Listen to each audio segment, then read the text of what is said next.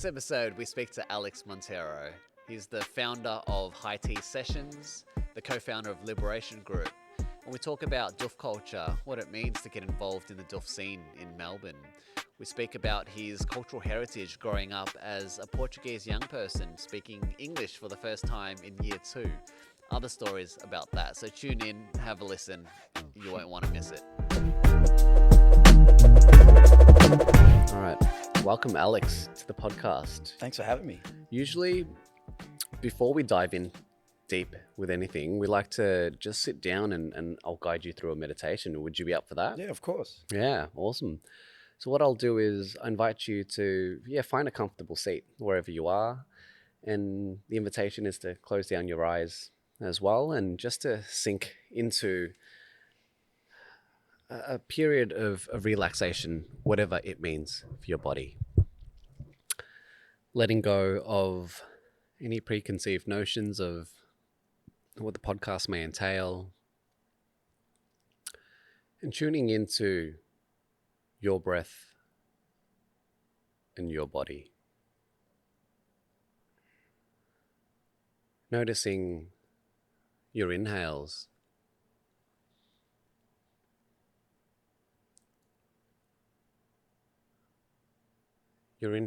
when you fill your body with this delicious oxygen.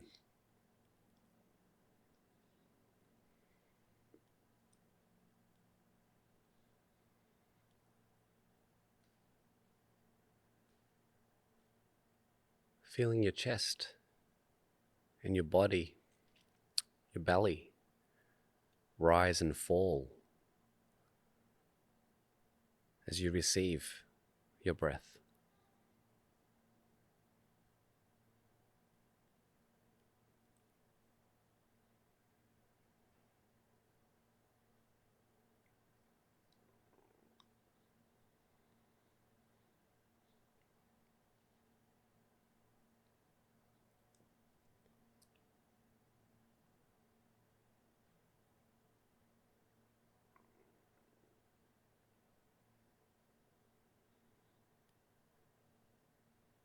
Can you notice the temperature of the air when it enters your nostrils?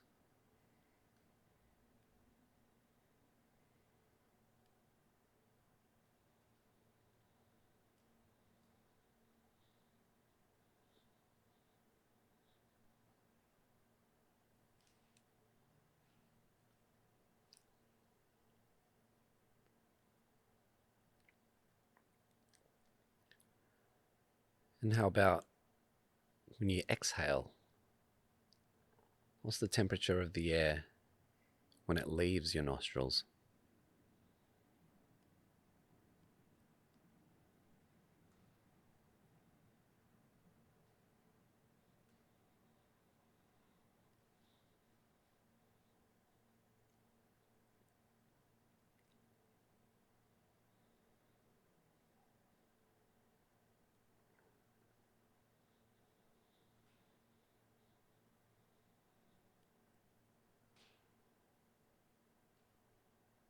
And in your breath and in your body, see where you can find another 10% more relaxation in your experience right now.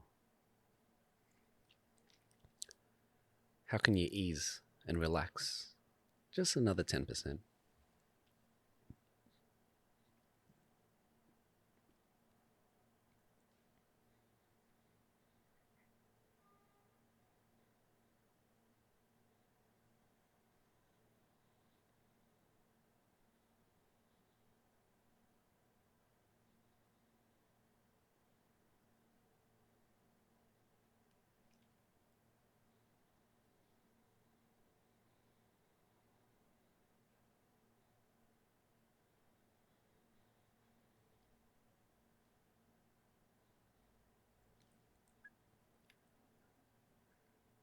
And as you continue to observe your breath in your body,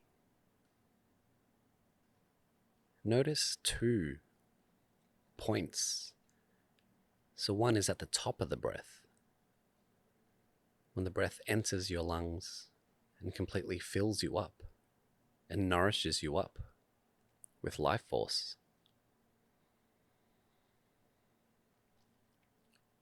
Feel how there's a momentary fall in the breath as it reaches its peak, and then it comes back down.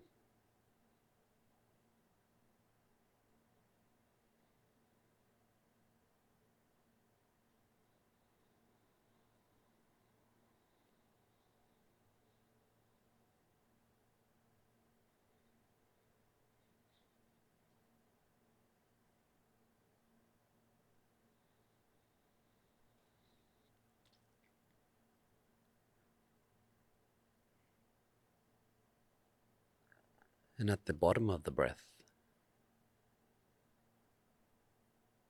feel that momentary release as you transition between an inhale and an exhale.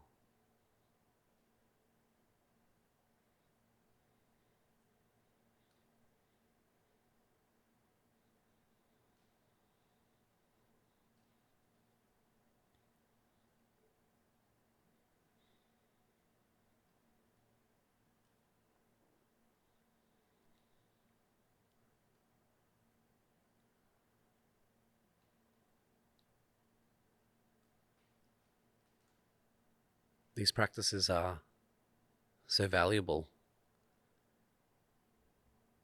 and all we need to do is to tune in,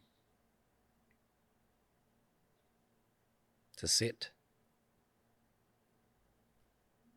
and find the awareness and the consciousness in our present moment through our breath.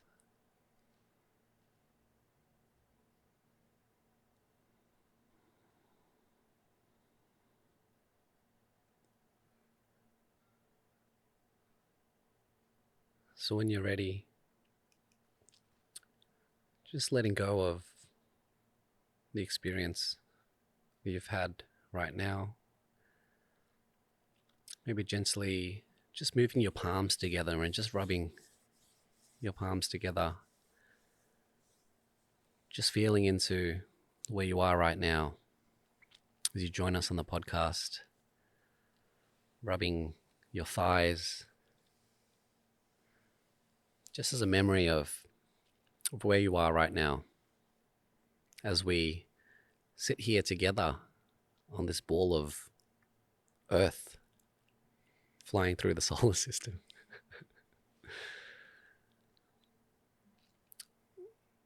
So when you're ready, you can gently just open your eyes and gaze around the room. Just when I find I exit a meditation, I see the world in a new, yet a kinder light as well. How was your experience in starting our podcast and our journey here and discussion through that method? Yeah, I love it. I love it. You almost sent me to sleep. I was so relaxed. I was just like, I think I want to hear your voice every night before I close my eyes. Oh, you got to pay me more for that. Yeah.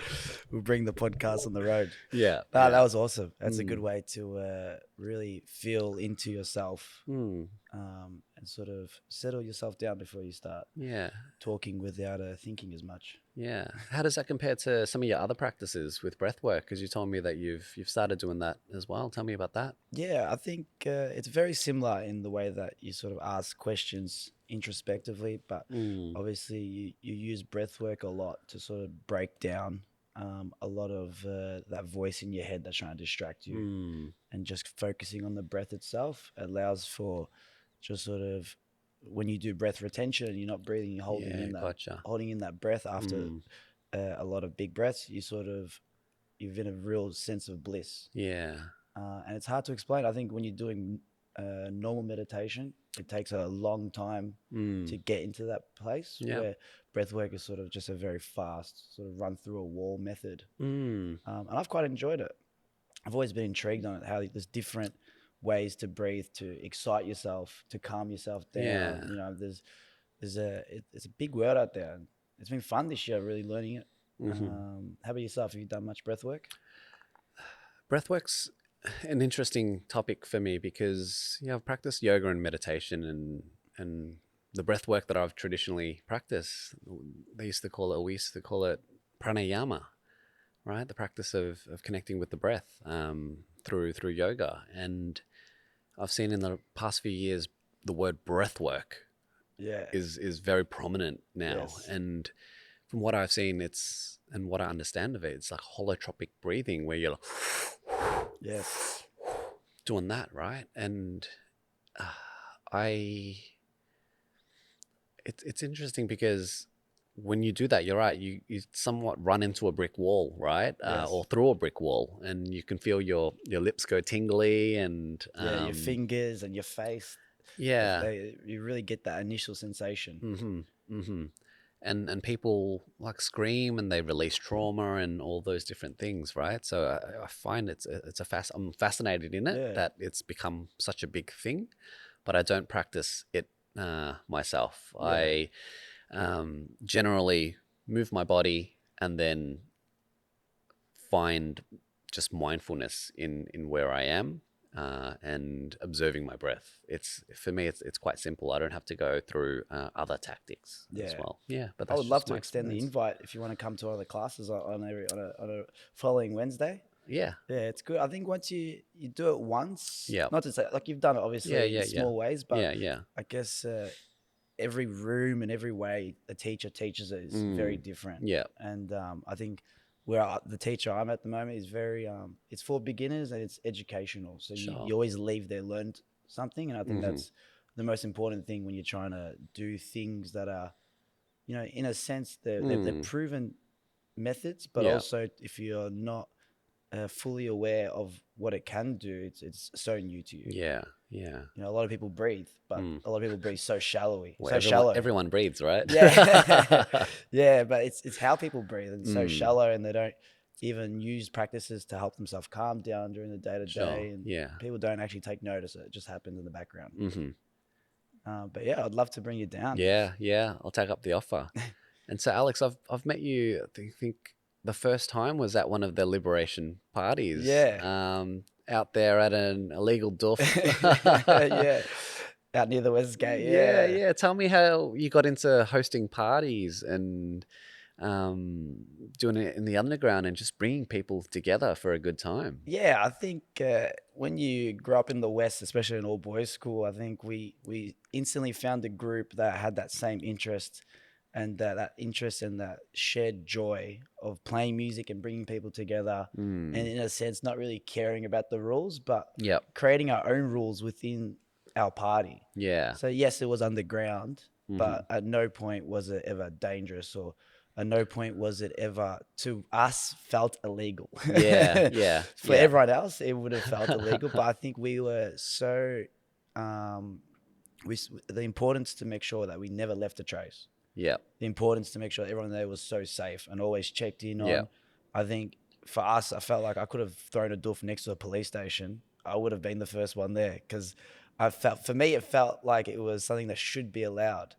And I think for some people, I think that's crazy, but there's a way to do it safely. And when it does safely, it's just beautiful. And it's for me, that's a community that we've been growing and building now for over 6-7 years. Yeah.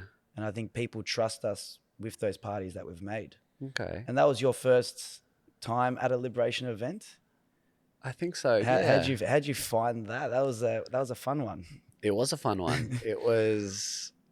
I saw it on your Instagram page, right? I went to the same high school as you guys, just a couple of years older, right? But we stayed connected through mutual friends and brothers and siblings and all that.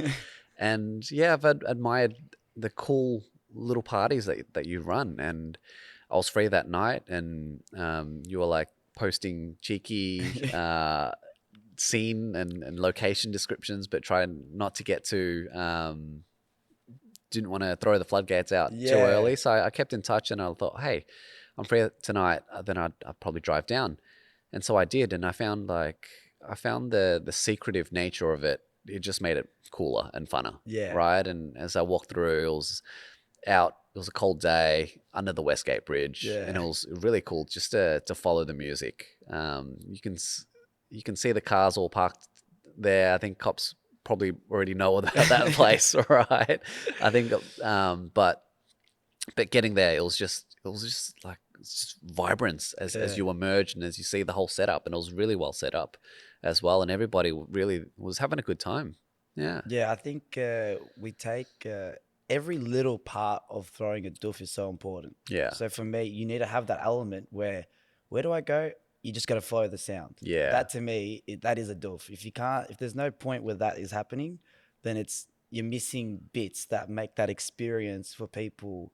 That's what people remember. And that's always something that we do. And that spot it's an awesome spot. We've always used that. We've got 2 spots that we go to, but that one to me is it's special because firstly, we don't annoy anyone there. Yeah, There's no absolutely. houses nearby. Yep. Absolutely nothing going on. So it's great. The other one, we used to get some Altona on the Facebook residence page being like, can anyone hear that loud music? And then we'd be like, okay, we're now, that's a bit, we don't want to be annoying people around. Yeah, of course. And that spot is just awesome. And there's no mosquitoes around, which is a big problem in Melbourne when you're trying to throw summer doofs. Yeah. You don't want to bring too much bug spray.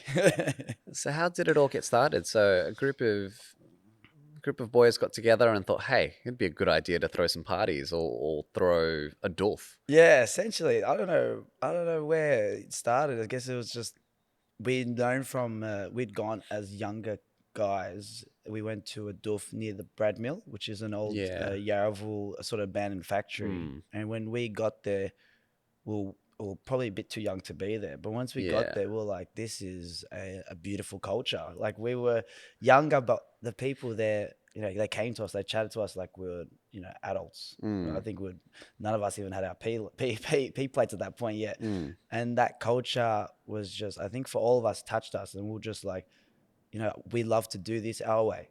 And, a lot of those boys, and we all love music and have a distinguished niche sound.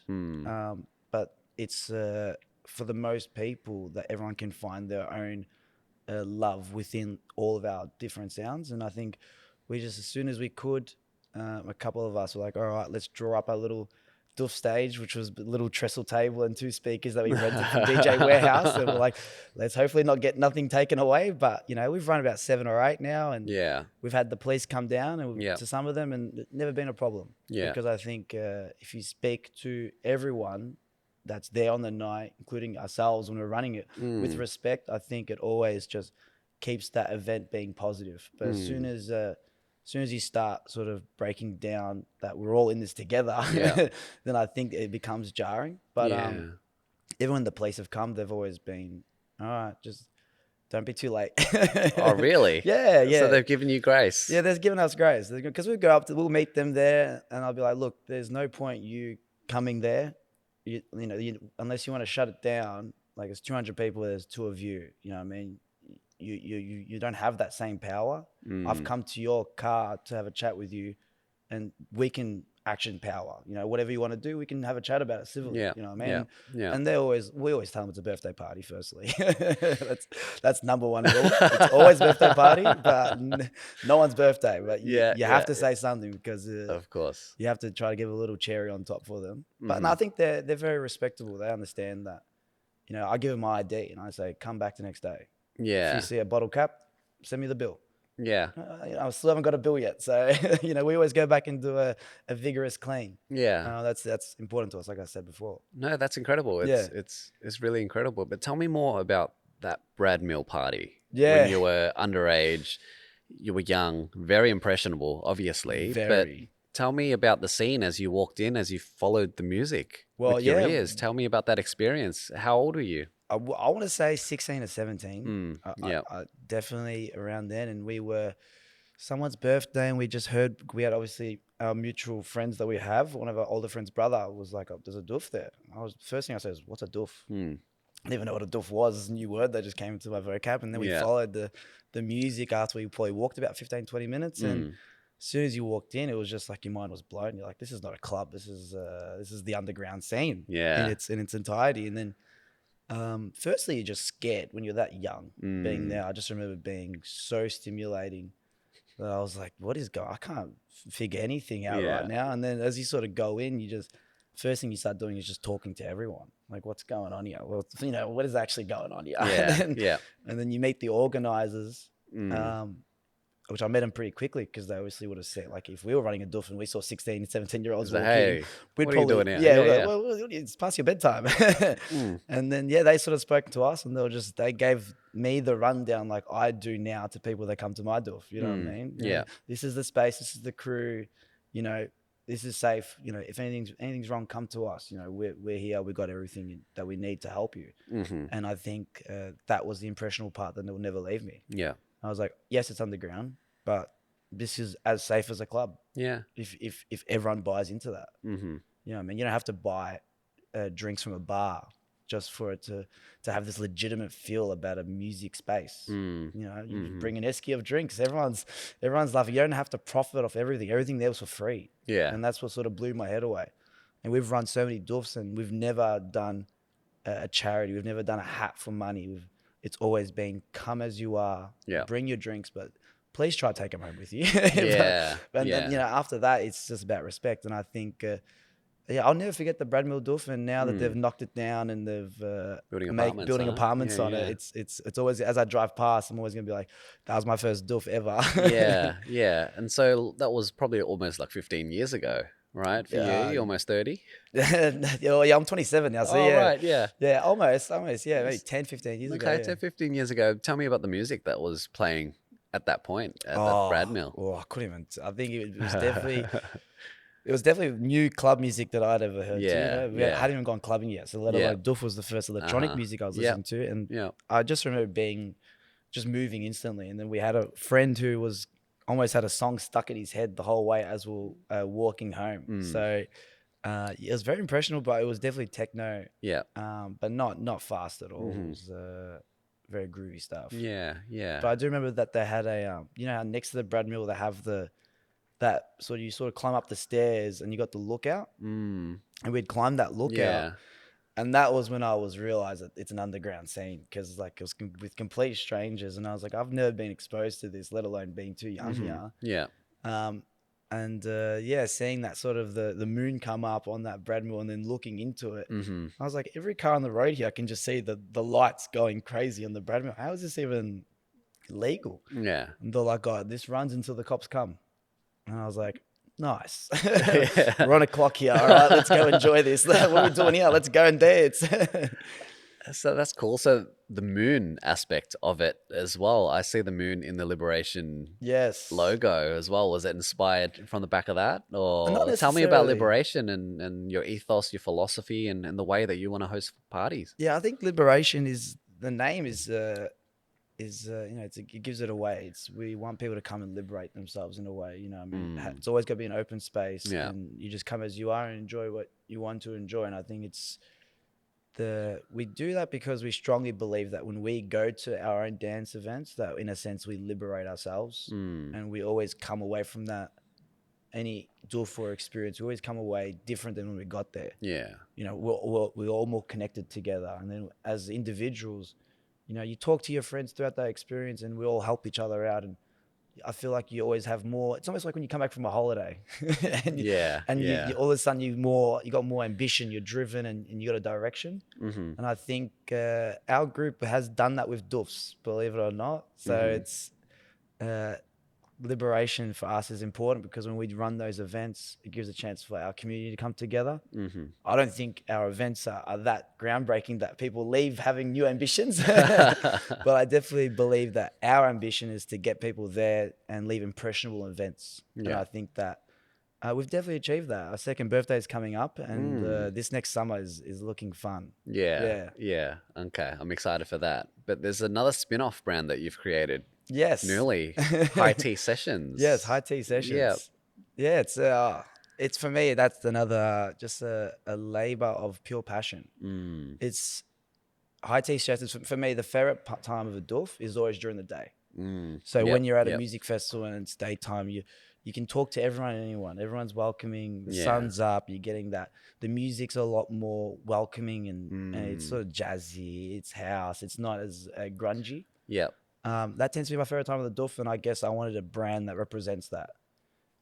So I sort of started High Tea based on that. Yeah. Again, with my experiences growing up, I was very much a Triple J kid. So I had a lot of the bands and live acts were in that. And then once I sort of heard live hybrid sets where DJs were playing live elements and DJing, I was like, this is it. This is the shit. Yeah. And there's not much of a platform for it in Melbourne. So for me, it's like, well, I can see the lack of it in the market. And, you know, when you speak to other people who do live acts, they've got nowhere to play their music. You can't go to a single club in Melbourne and have a live act there regularly. It's always just a disc jockey.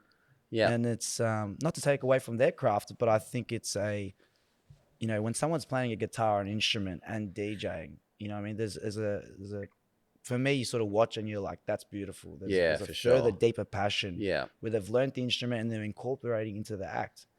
And I think that sort of was a big part for me. Whereas how can I give them a platform? But then, of course, like, you know, from the last one, I had workshops that run through the event as well. So it's kind of like with every Doof, you know, that you got food, you got music, you got art, and you got, you know, drinks and all that kind of stuff. And you can buy clothes. When you're there, that's a festival. So I guess I'm trying to bring that into just a day event where you're painting and you're doing different workshops while dancing. Yeah. And you're using the full brain. You're not just socializing. You actually get a chance to be creative. And I think it gives a platform for other creatives to come on board and run their own workshops and sort of naturally build a day Doof community in a way. Yeah. You're right. I love the daytime during a Doof because, look, the sun's out and people are bouncy and more expressive, and you look around and there's colors everywhere, right? It's absolutely beautiful. And the transition to night, like, you have to get ready for the darkness. Yes, you have right? to, yes. But that's when the BPMs go up. Yes. And then the lights come up and it's harder to connect with others. Like, well, people are more standoffish because the darkness is between you and another person. Yeah. So you're like, I don't know, I can't trust them just by looking them straight off the bat. You know what I mean? I think that daytime is just, you know, you're so up and about with that weather. The weather carries you through that session. Yeah. And the live paintings I see on the dance floor at a Doof as well. Just how incredibly creative people are, and they've got their canvas. They're just doing their thing and letting the environment inspire them as well. Yeah, and I think that's the beauty of the Doof culture, where it's you make it what you want of it. That's true. You know what I mean? There is no restrictions, no limitations. And I think my event and that brand High Tea, I want that to be that. You know, in the pipeline, I want to make just a comedy night, a High Tea comedy night, not even music involved. Yeah. But it's just about pushing different arts together and letting people do their hobbies and make it, like, just giving that the platform, because that's how you build an organic community with like-minded people like yourself and other people who have jumped on the brand and seen the purity and want it to succeed. So why hasn't there been a space for live acts to begin with? Why aren't they booked more often at clubs? Oh, I think, there is a scene, but I guess there isn't a group that just specializes. And you know, I personally don't know why. They do tend to have a higher fee, but it shouldn't really draw people away from it. I think it's just the trend at the moment with the music being a lot faster and a lot heavier, that it's actually going away from organic instruments. And it's interesting you ask that. I really don't know the question. Like, I don't know another group that, you know, live acts is their main headliners on every event. Because when I am booking a lot of the live acts, they're like, we don't have a platform where, you know, I have to play at a jazz club to play my saxophone. I don't have anywhere where I can play my saxophone in a Doof scene. And I was like, well, that's my brand. He goes, I've been looking for you for years. And I was like, well, I'm here now. This is your platform. Please make it as you want. You know, I've booked 4 acts for live acts, and I've only heard one of them. I don't even know the other three. Yeah. But it's not, for me, the music doesn't have to be jaw dropping. It just has to be, they're an artist. They're going to play their music. You're going to go there. You may like it, you may not like it. But regardless, that's an art. And I think that's the most important thing. It's like when you go to an art museum, you're not going to love every painting. You might look at a painting and be confused. But I think it's the fact that you're looking at the painting and respecting that it's up there for a reason. And I think that's what's important to me. Yeah, you're right. You don't have to like every painting and all that, but the beauty about live acts is that element of musicality that they've trained with their instrument, and it's their expression on how they want to bring it into the world. Yes. And then they've coupled it with also electronic beats and DJing sets as well. Right. So I love the combination of the two, and it makes their acts much more special. Then as well, because Nicky Ryan and his electric guitar, it's beautiful. I guess, look, the main reason I started was I just want him to play. Yeah. We'll just be at his house and just jamming. He'd get guitar. I'm like, why is he just playing this to me? Like, this is not just for me. This should be for everyone. Yeah. And we worked closely together. He does a lot of the artwork for me. He's a massive supporter. And the guys from Liberation, as soon as I started the brand, they were all just behind me. They're like, go for it. You know what I mean? They really want every party to succeed that we all see, because we've all got passions in different places. Of course. And Nicky loved that first set. He had never even practiced it, and then once it came together, he's like, "Oh, I got to get my stuff together." I'm playing my first live act, and you see, Monolink at Burning Man as the epitome of what a live act can be. And if you watch that, you're amazed, and you can see why people try to replicate it. But you don't see why the industry aren't allowing a smooth process to it. You know what I mean? Why do we love that music but make it so hard for them to go into that? Yeah. So, it's, I'm only up to my second event coming up on the 20th of October. And hopefully it just grows itself. And the live acts, they grow into themselves because they're all roughly new as well. And I think that would be the beauty of it. Me is seeing the journey of the music and the culture growing together. That's the most beautiful bit. You grow together in the community and as the culture, and that's what we do here at OKIRU as well. Like, one of the things I've always said is we live in a permissionless world, right? Yes. You don't have to ask anybody permission to do and to live your life. But a lot of the times we hold ourselves back because we think that we're not ready, but suffering under the judgment of others as well. So I love the confidence, and I love the ability to just take it and run with it, with the learning and the journey in mind.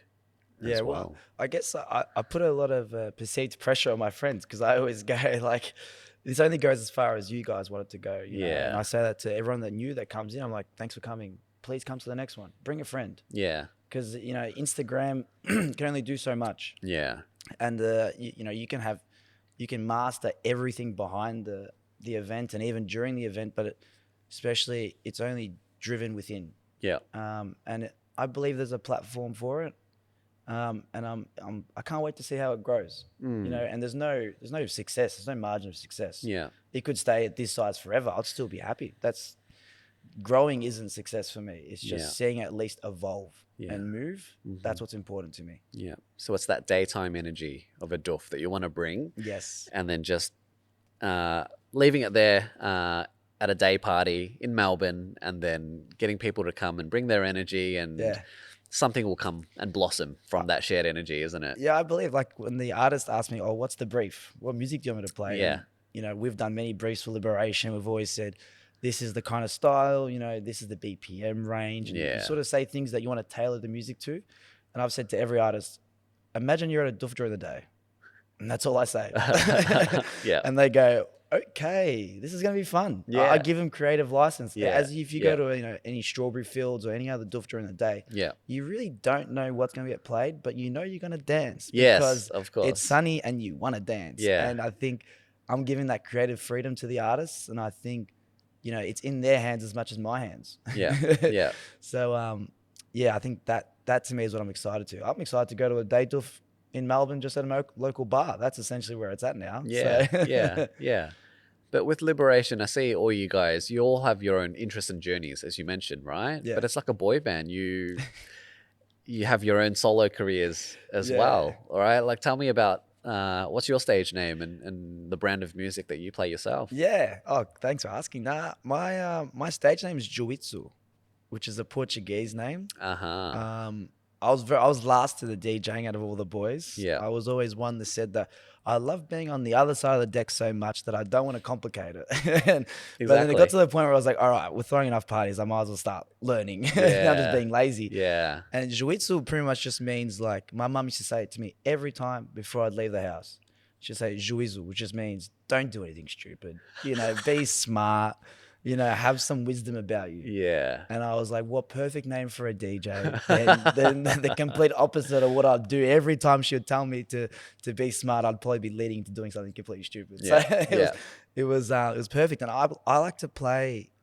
I play everything, honestly, because I've got the Liberation sort of influences. So I play that sort of heavier, melodic house at nighttime, but it's always sort of driven through with such ethnic music. Yeah. With a lot of Latin, a lot of Afro. Yeah. So for my daytime sets, they tend to be more jazz house, Afro house, and then nighttime tends to be more melodic house, and Afro house. So out of the boys, I definitely got the most unique sound, and I think it's because I am the only wog, so that'll do it. Yeah. But everyone. The beautiful thing about Liberation is that we all have such a different sound. If we play 5 of us in the bill, and you play any couple songs from each set, you'd be able to tell exactly who's playing that sound. All right. So who opens the night then? Usually me. Yeah. Usually me, only because I'm the least experienced. Sure. So I like warming up the D floor. Yeah. I like warming up the D floor because I know if you're there that early to dance, then I want you on my dance floor. Yeah. You know, you're not just coming fashionably late just when it starts popping off. Yeah. You're there to party from the get-go. Yeah. So I treat those people well. Yeah. And I tend to start the night off, and then obviously a lot of the more experienced guys, the ones that have been DJing when they were 16. Yeah, right. They would obviously, take great pride in closing and finishing the shows and playing those big sets, as they should, because they love their craft so much, and it's that love that they have that drives the events really. Guys like Rowan, Nick Ryan, Jonathan Gibson, and even Nick Lennon, who's not part of Liberation, but he loves it so much that it's infectious to people dancing and infectious to him playing. Yeah, I've seen all the boys play, and they all bring their own certain magic to them. Like Nick Ryan, what's his stage name? Maratis. Yes. Right? Tell me about his journey. How did it all start? Like, you've been able to observe him from the very start, right? Yeah. Well, he loves producing music. That is that's his meditation, I believe. Yeah. He can just go on Ableton for hours and hours and hours, and what he produces is brilliant.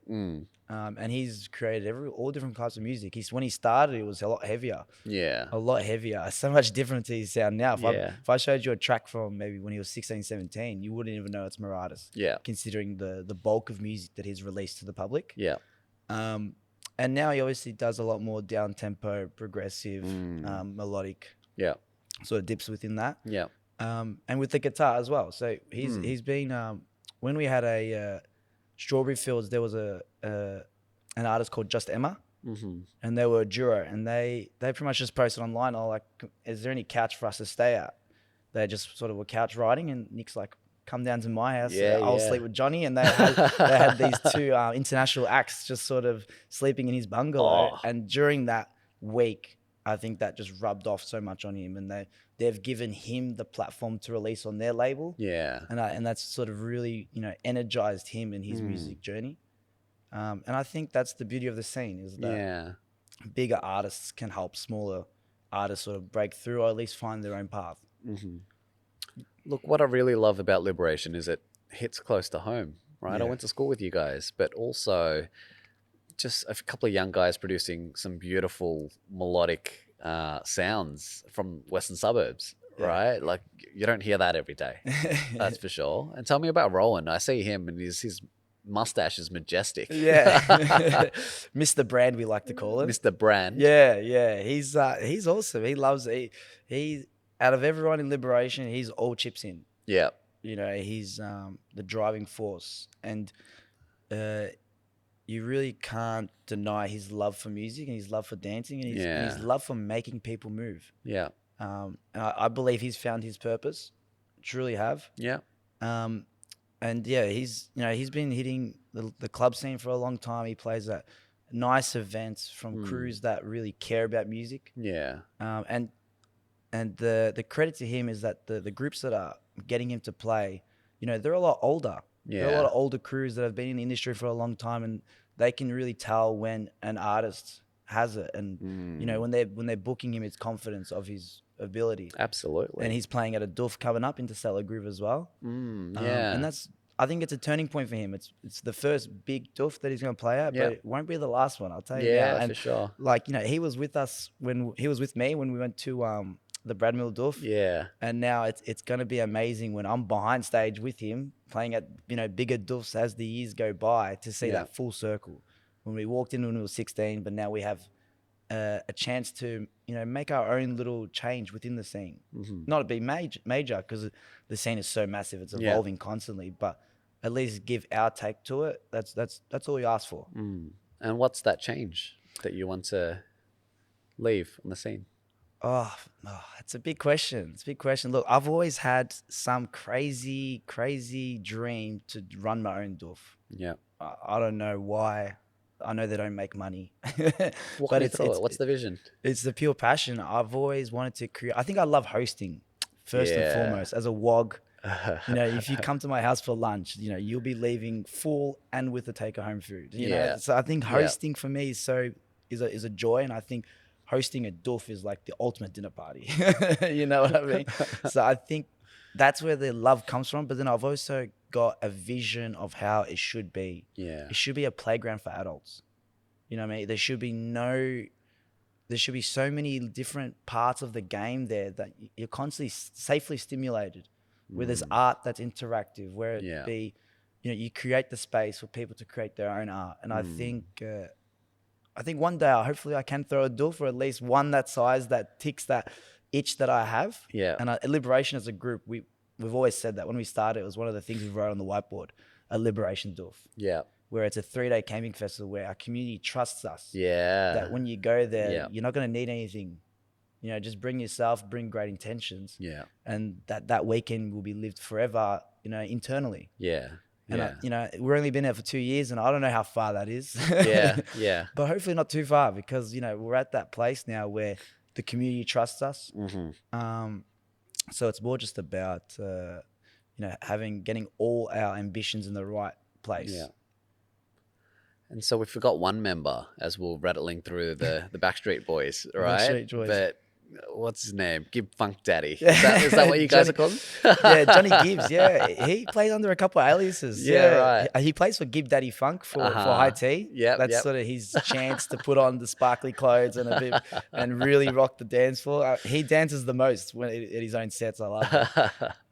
And then he plays as Obsidian Black for Liberation, which, as you can tell, sounds like someone who means business. Yeah, for sure. Johnny's the best. He's the best. He's the he's like a personality hire almost, because he is like, for us, when everyone speaks at Liberation, I just say, have you met Johnny? Yeah.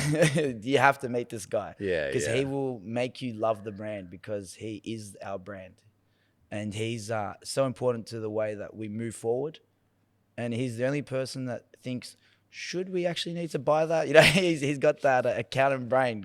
I reckon we'd be bankrupt if it wasn't for him already. Okay.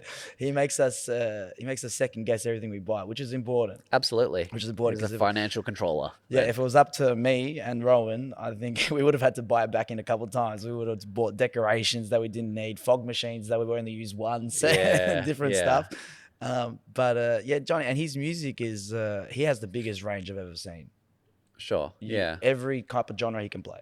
Yeah. Yeah. It's impressive. And for DJs, you know, they know that, yes, techno is one style, but when you start doing R&B and hip hop and all these kind of different genres, you mix them differently. And I know a lot of DJs that are really good at DJing house and techno and progressive house, but they can't do R&B at all. It's a different game completely. Yeah, for sure. And Johnny's mastered both games. He loves both. He loves mixing. He's got a range. He's got big range. He's got a big range. Yeah. If I ever have a birthday party, I want Johnny the decks because you don't know what you're going to get, but you're going to get something good. How beautiful. That's amazing. And so tell me, what's the next event that you're running then? Yeah. The next event will be at Dr. Morse. It'll be the 20th of October. It'll be another free event. Yep. I'm trying to keep it free as long as possible, so there's no excuse for no one to come. Yeah. We're gonna have 4 live acts on the bill. So we're gonna have Maradas playing the guitar, and then we've got a saxophonist. We've also got someone who plays the piano, does a hybrid piano set. Yeah. And then we got the main headliner. I mean, all 4 live acts are in their own state and main act. Yep. But Felix is probably the one that I'm most excited for. Sure. Because he's not DJing at all. He's got a machine that we put on the side, and he's sort of doing live looping of bass and hats and different stuff like that while playing the trumpet. So it's gonna be interesting. And then we've also got 5 other DJs, close friends of mine, others in the community that when I told them day Doof, they were like, I'll bring my USB. So the music is gonna be definitely eye-catching. Definitely eye-catching, and it's people are gonna be moving. Moving at this one. And then I'm gonna be running back the painting workshop. So it's technically the grooviest paint and sip. Is sort of how I'm marketing it. And that paint and sip, even if you don't know how to paint, it doesn't matter. No one's going there and saying, paint the Mona Lisa. Your painting wasn't that bad. Neither was Jasper's. Jasper's had a great painting. But I think you just go there and be creative. Absolutely. That was wonderful. Use your hand to paint. I don't care. There's brushes there. You don't need to use it. Yeah. So just go there and be creative. And then, you're using one side of your brain. And then when you get up and have a boogie, you're using the other side of the brain. So I want you to leave my event being like, wow, that left an impression on me. And then I've got a good friend, Holly. She's going to come in and set up a retro fashion stall as well. So for the Doof season that's coming up, there's some good clothes there to get those fits ready because, they're important. A good Doof fit, that sets you up for the whole festival. Of course. It's Dr. Morse have always given me a creative space just to do whatever I want. Some venues I've said, can I set up some canvases? And they've gone, why? And I've just had to go, why not? Yeah. And then I'm sort of, some venues I'm on the back foot, but with Dr. Morse, they're just like, whatever you want, just do it. Just ask first, but whatever you want, we'll say yes. And I think that's given me confidence in the next brand, in the next event. And 20th October, I can't wait. All right. Dr. Morse, 20th of October. See you there then. See you then. Yeah. And what does the summer look like for the rest of Liberation and the events that you're going to be holding during summer? Yeah, so the group we're going to do a big meeting next week and really lock in some stuff, but we've got so many nice ideas coming up. We've got 3 different international acts that we're talking about. We're also thinking about a Revolver takeover. Heard it here first. Not locked in though. I don't want anyone referring back to this podcast. So if we haven't done it, but we're just getting the gears going. The feels. Yeah. And then obviously we've got our Doofs that are important to us that are every summer they come around, and you have to keep on the Instagram liberation.group to hear about the Doofs when they come around. But we'll probably do 2 again this summer. Yeah. Okay. So a lot of exciting things. Oh, so much in the exciting running. Things. Yeah, so much exciting. Well, summer is a chance to get into the sun and dance, and it's a chance to party. It's a lot of people have the holidays, so fast. The winter was a bit quiet. We sort of just took that chance to regroup.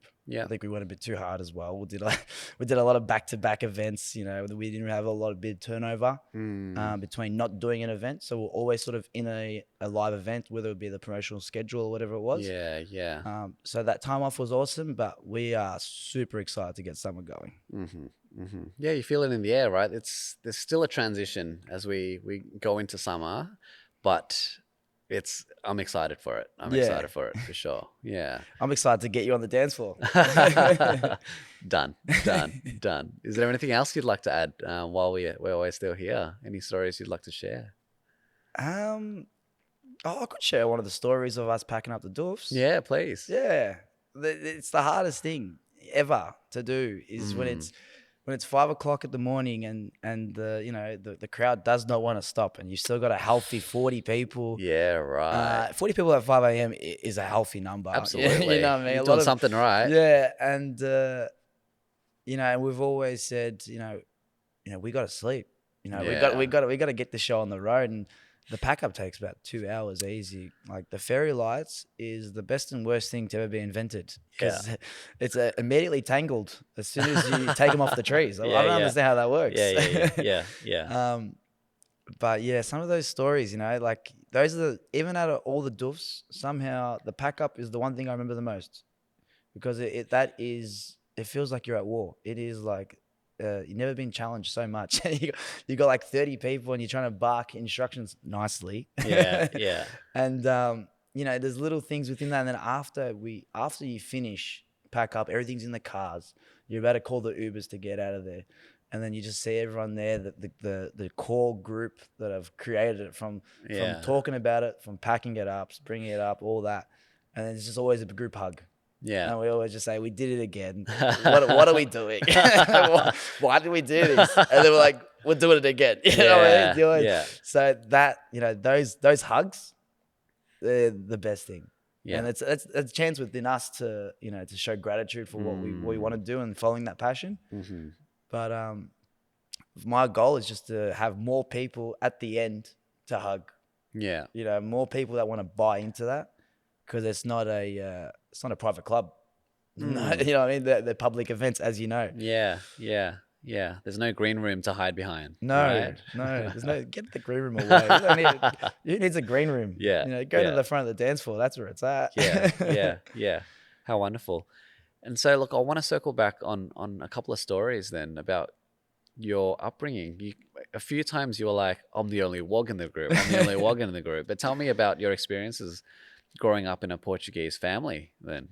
Yeah. Oh, look, I don't know if I can say this, but I definitely got hit a lot.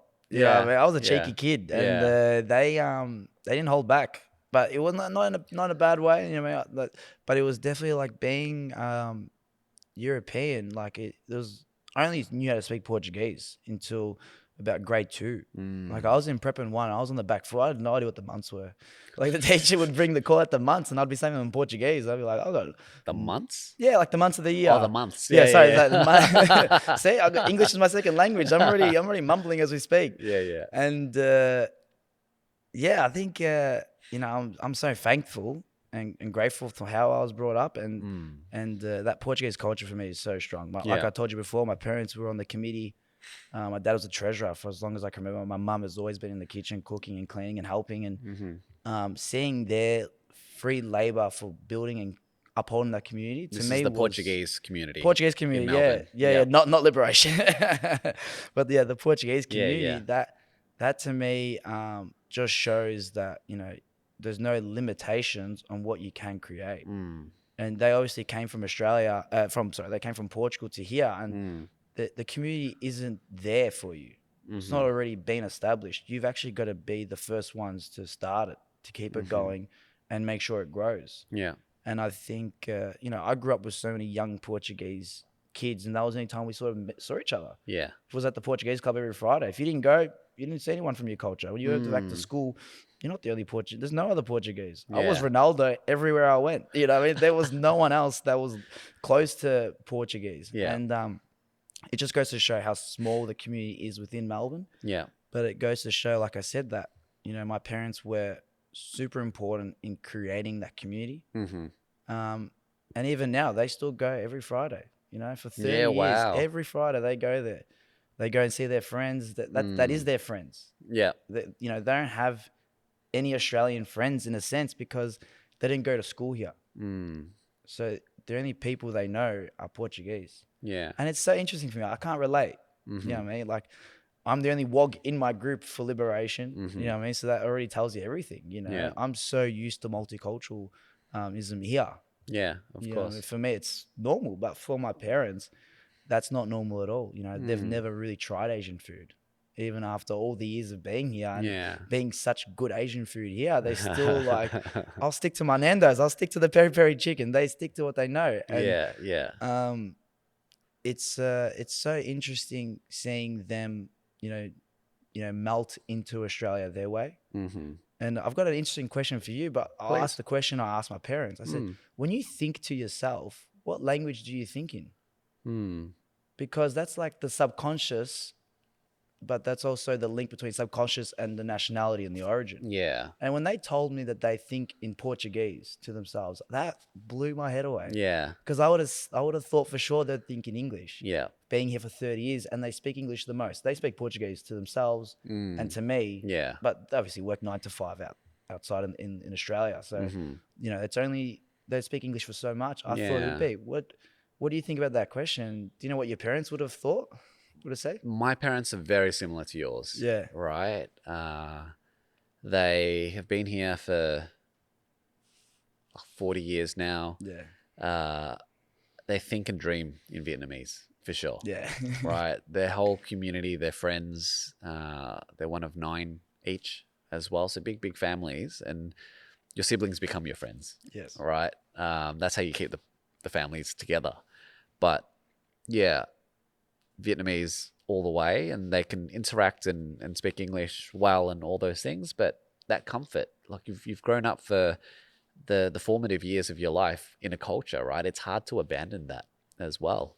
And look, I born and raised here in Melbourne, and I think and dream in English, right? Yes. But I would go to Vietnam and spend a whole month there and get immersed in the language and speak it every day and get really deep. And then I'd come back here, and the way I think and the way I would think in Vietnamese sometimes, then because of that absorption into the culture, I get to bring it back. But that fades very quickly. Yeah, so it takes a couple of days Yeah. for me to like lose language proficiency with which I've built up over the Yes. month, right? Which is sad, but it's just the reality of things. Yeah, you really have to train it. You know what I mean? I went to Portuguese school every Saturday morning. Yeah. From prep to about year 10, 11. And even then, I went there and I just played a lot of soccer. I was never a bookworm. Yeah. But I learned it, so when I went there, I could speak it. And I go there, and within like a week, you're like, oh, this is my place. Like I speak so well. You know what I mean? You catch up to it, you think in it. Yeah. And then as soon as you get back, you're just like, the language is almost useless. And that's the craziest part about it. Have you been back to Portugal? Yeah, I've been my parents, they've always instilled to me that is home. Yeah, and Right. I've been very privileged and lucky that I've probably gone about 7, 8 times. Beautiful. And that to me still does feel like home, even though I didn't grow up there. Yeah. I've only seen it as a tourist. Also, that has to be said. Living in there is so different than holidaying there. Absolutely. Yeah. But that culture is just, that I just want to sit on a beach and I just want to kick back and not do much. But you know what I mean? Just go to a cafe, have a Portuguese tar and a short black. Thanks for coming. There's your whole afternoon. Imagine you said that in Melbourne. Oh, what are you doing? Going to the cafe for how long? The whole day? They're like, no, that's not productive at all. You got to run to 6 different places. Exactly. It's too chaotic here. Even when you're trying to holiday here, you can't really stay at one place. Yeah, I've gone there a couple of times and I love it. And it's good to see that in the last couple of years, it's no longer a hidden gem. Oh, no. Everyone knows about it. It's on all over TikTok and Instagram now. And all my friends are going, and I'm sending them a big list of where to go, because I take such pride in my culture. And Beautiful. every year I've gone, I've always added to the list, and I've just sent it to people. Yeah. So if anyone wants, anyone needs a list, just hit me up and I'll send it to them. Yeah. Yeah. And so this pride in your culture, I didn't realize that was there until I asked, right? But how I see it from your parents in that community building, and I see it translate into yourself as well, because at the events, you're always the one greeting every single person in there. No one leaves a Liberation event or a high tea session without getting to know Alex. Right? Yeah, I feel like it's my best and worst trait, because some people are like, I've spoken enough to you. Can I get some time to myself? And I'm like, well, you've come to my place now, so I got you for as long as I want. Yeah, I guess that is to me, that's the best part of throwing an event. Yeah. You know what I mean? Is meeting new people and getting to know them, getting to know the new culture, having all these chats, having the most deepest of chats, and just going there straight away. You know what I mean? Like, I might know you for like 10 minutes before you know, we're talking about, you know, the most crazy thing. And you're like, who is this guy? And why has he brought out this emotive thought I never even thought? Yeah. And I love seeing, you know, how everyone else thinks. There's no right and wrong for me. Yeah. There's no such thing as right and wrong. It's just a perception of an idea. And I love to hear the differences of perceptions throughout different cultures, upbringings, age groups. And I love just playing devil's advocate with everyone that comes to my event. And I think that's what I'm doing. I'm really just playing around with everyone. I'm greeting everyone, but I love to see what the vibes are, you know, and what people bring to the events. So on this podcast, we talk a lot about culture, but in terms of the context of cultural heritage, right? But when you talk about Doof culture, that's a culture in itself, right? A subculture, if you will. But what is it about Doof culture that lures you in so much that you participate every summer, or you want to create your own festival and experience, your own Doof, to bring people from all over together? What is it about Doof culture for you? I think it's the fact that you're free. You know, what I mean? You are not restricted by anything. Yeah. It is what you want it to be. And I think that in a sense we have that in everyday life. It's not, you know, it's not to say that we don't have that, but I feel like it is a weekend of you're in an adult playground. Yeah. And you can make it whatever you want. You can go there and not dance to a single dance floor. You can just partake in the workshops and go shopping and just talk to new people and just do some meditation. You don't have to dance. Yeah. You know what I mean? It's people have this perception of what it is. Yeah. As some sort of drug. People will say, "Oh, there's music at the drug festival." That's such a massive thing. And, you know, I get it. You know, I'm not gonna sit here and say that joke isn't funny. Like, it's funny, but you know, there's more people. There's people there that don't do that. They don't partake in that. I love seeing when true. you know, you see families, young families. Yep. You see little babies there. Yeah. And you know, it freaks some people out. I love it when I see it does freak people out. It does. Yeah. I get it. But you know, when I see a little baby there, the first thing I do is I get on all fours and I crawl towards the baby. I try to make the baby laugh, and they got the little headphones. Yeah, they got the on, little headphones. and it's so cute. And it's like, you know, yes, I would never be in that position. My Portuguese parents would never bring me here ever. Yeah. But you know, I want to bring my kids here. You know what I mean? I want to do it safely. I want to do it. Yeah. I want them to be exposed to this culture as soon as possible and then know it the best way as possible. Yeah. And I love seeing the babies there. I love seeing them laugh and cry. And you see them in the mud and you see them just wearing a diaper and they're just playing. And you look and you can't tell me that's a bad place. The baby's just living its life. There's no iPad in front of it and a couch indoors. Yes, you know, you got to be smart about it, how you do it, but you trust the parents know what they're doing. That's their child, you know. You can't tell them what to do or not to do. And I love seeing them there. Seeing a baby at a Doof, that is the epitome of Doof culture. You know what I mean? It humbles everyone, and it's whatever you want it to do. I like that. It's that freedom of expression at its most truest level, right? Yes. Because everybody, leading up to a festival, you prepare your costume and your outfits and things like that, and that's your expression in full blown.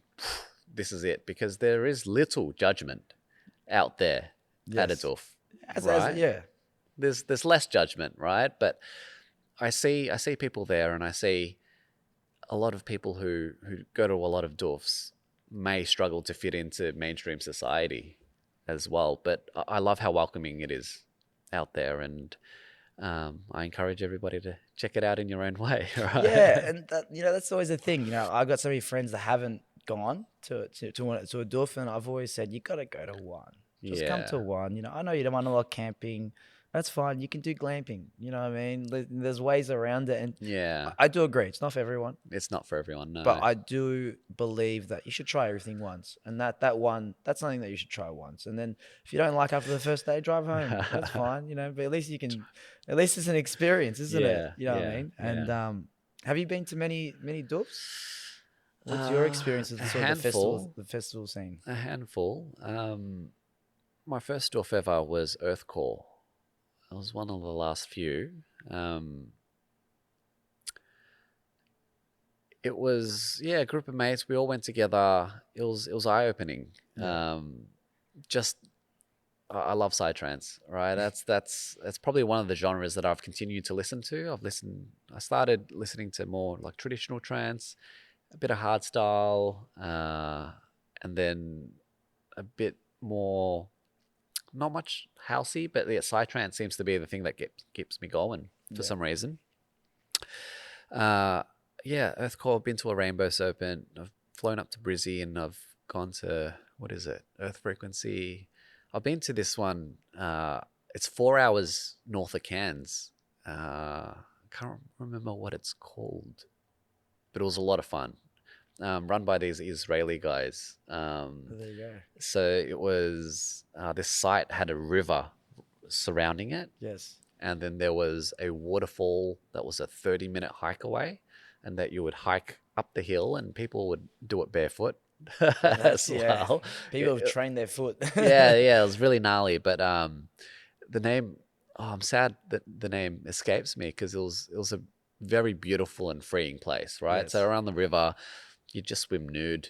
It was just what you do, and it was just very liberating. Yes. Right. Um, but yeah, Doofs also give me energy. I don't go to as many, because it is a big investment in time and energy as well.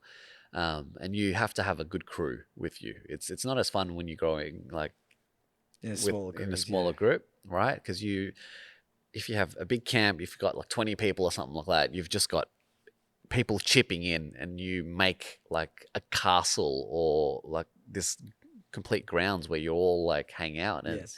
it's a lot of fun that way. So look, Doofs have influenced me, has made me much more colorful and add more spark to my personality. That's for sure. Yeah, I think that's the beauty of it is you don't really look at yourself in a different version or allow yourself to liberate in any other way other Yeah. than when you go to sometimes like a festival there, Yeah. and you leave that and you're like, okay, who cares about judgment? You have all these sort of different preconceptions that you sort of eliminate once you Yeah. come back. And for me, I definitely more carefree when I get back. Once I recover from the week long hangover, Yeah. I always try to reflect on the week, and I'll be like, I've made 20 new friends. Yeah. I would never have met them if I never had taken the risk of going. True. And then the beauty of what we have now, Instagram and social media, I'll hit them up. I'll be like, it was nice meeting you. Maybe we'll see you one day. And when you see them on the street, you always say hi. Yeah. And, and you never forget these faces. The name you will forget, Yeah, for sure. yeah, But the yeah. faces you never forget. But you'd be like, oh, last time I saw you wearing a purple dinosaur suit. This is jeans. Where'd that come from? Yeah. Yeah, I think for me, that's what I love. It's just it's like harboring souls, connecting to new people. Absolutely.